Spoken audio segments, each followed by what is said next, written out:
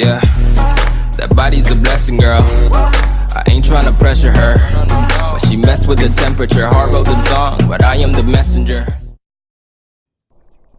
Hey, what's going on, everybody? Geese954 back at you guys with another update video, patch 1.30, if I'm not to be mistaken. And like I did with my other patch video, Bandai says this is a big one because not only does this come with the Amy update, which a lot of people are anticipating and getting ready to play, but also they've got some balance, some tweaks, reworks, buffs, and nerfs.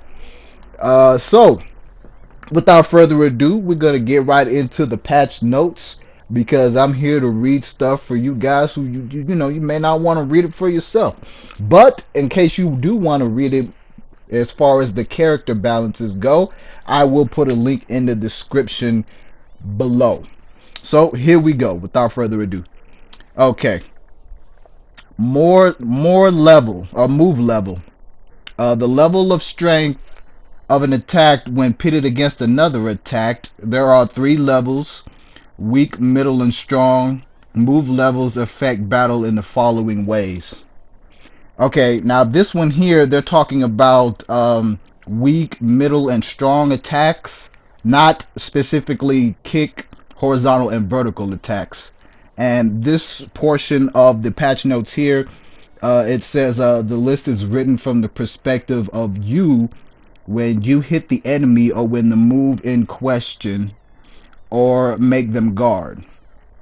When 2 attacks land at the same time, the attack with the higher move level is more effective. When there is a large gap in move levels, the stronger move hits without interruption. They influence characters' behavior when their attack is deflected by a guard impact. Attacks with higher move levels have less than an opening after being deflected. They affect the amount of guard stamina that is chipped away when the opponent's guards an attack. Attacks with higher move levels reduce the opponent's guard stamina more. They affect the amount of character soul gauge filled when attacking and hitting opponents. Attacks with higher move levels fill the soul gauge more.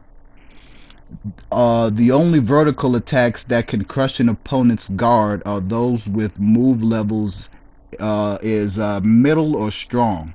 For horizontal attacks, it is only strong. The above points cover the general tendencies of the game, and exceptions may be created as part of balance adjustments, i.e. an attack with a move level of strong may become unusable as a guard crush, etc.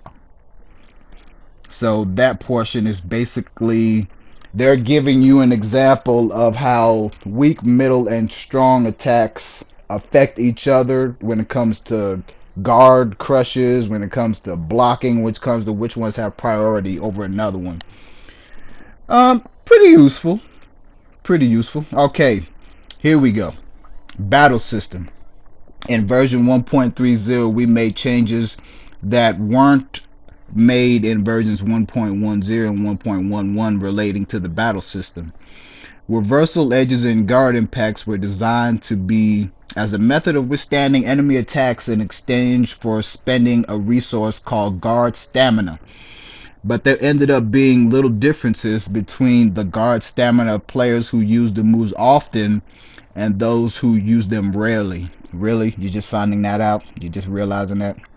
Anyways, this was mainly due to the relationship between the amount of guard stamina used by the moves and the amount of guard stamina the moves restored when successful.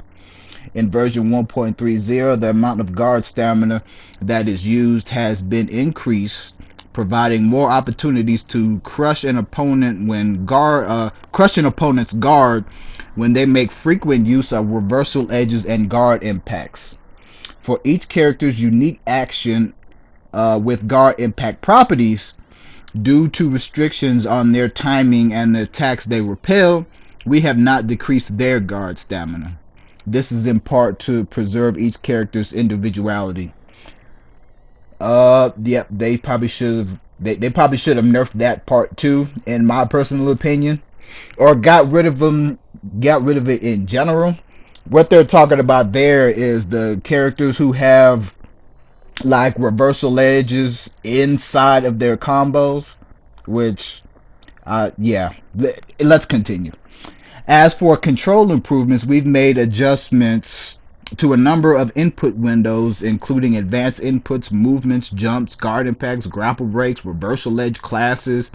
These changes were made to reduce the number of instances in which characters will perform actions not intended by the players.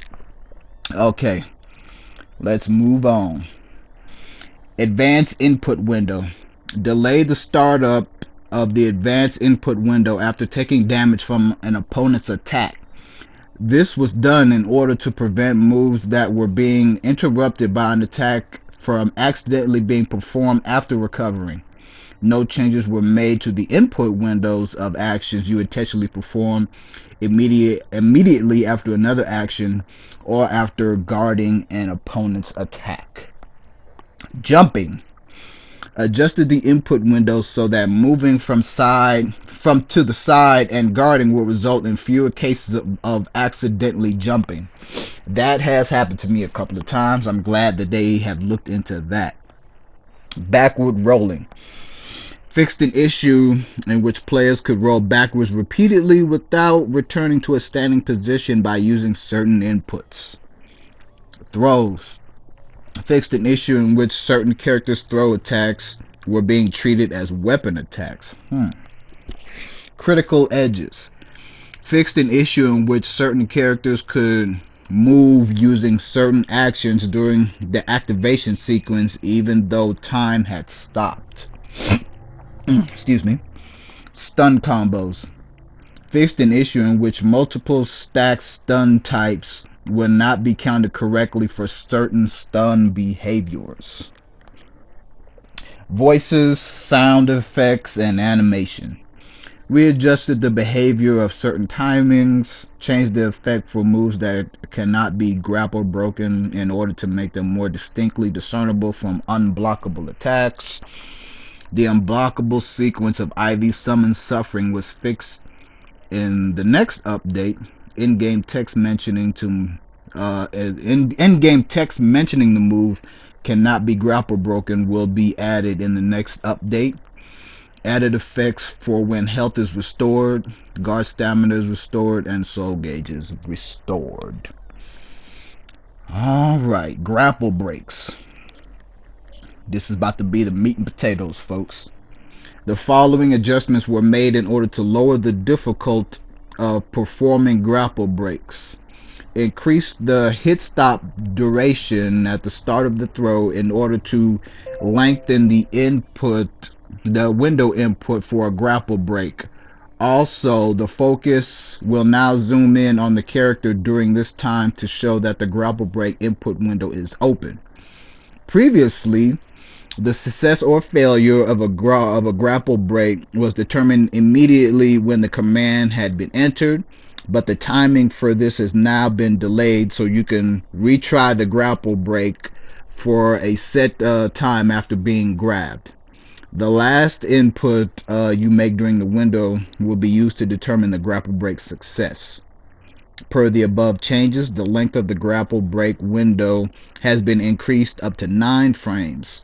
Although there are slight differences between regular throws and command throws. Basically, making it easier to guard break. For people who are, for grapple break, not guard break, grapple break. For people who are having trouble breaking out of them throws. 8-way run. Increase the amount the soul gauge is filled. Also changed it now to restore guard stamina as well. I wonder how that's going to work. Interesting. Reversal edge. That's probably what this whole thing is about. The following adjustments were made to further solidify reversal edge as a means of getting out of a tough situation by spending guard stamina to perform a powerful defensive move. Increase the guard stamina consumed while in a special stance. decrease the amount of guard stamina recovered when deflecting an opponent's attack. The following adjustments were made in addition to those listed above.